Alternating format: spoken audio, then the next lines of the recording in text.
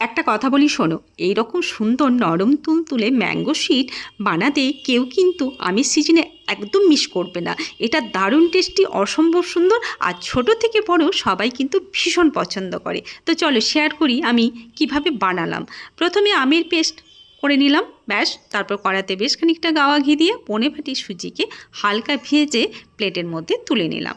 তারপর ওই কড়ার মধ্যে আমের পেস্টটা দিয়ে তাতে পরিমাণ মতো চিনি দিয়ে দিলাম, আর ভেজে রাখা সুজি, 1.5 কেজি দুধের ক্ষীর আগেই বানিয়ে নিয়েছিলাম, সেই ক্ষীরটা দিলাম, ব্যাস। তারপর ঘন হয়ে যাওয়ার পরেই বেশ খানিকটা গাওয়া ঘি দিয়ে আবারও মিডিয়াম হিটে কন্টিনিউয়াসলি নাড়তে নাড়তে ঠিক এইরকম একটা ডো বানিয়ে নিলাম। তারপর একটু ঠান্ডা হয়ে যাওয়ার পর হাতে ঘি নিয়ে নিজের সাইজ মতো মিষ্টিগুলো তৈরি করে নাও, ব্যাস। তারপর আর কি, শুকনো নারকেল করে কোট করে, এটা দেখতেও সুন্দর হয় আর খেতেও কিন্তু দারুণ হয়। এটা আমি বাড়িতে নিজেই বানিয়েছিলাম। তো কেমন লাগলো তোমাদের আমার আজকের রেসিপি অবশ্যই কমেন্টে জানিও, আর প্রত্যেকেই কিন্তু ঠিক এভাবে একদিন বাড়িতে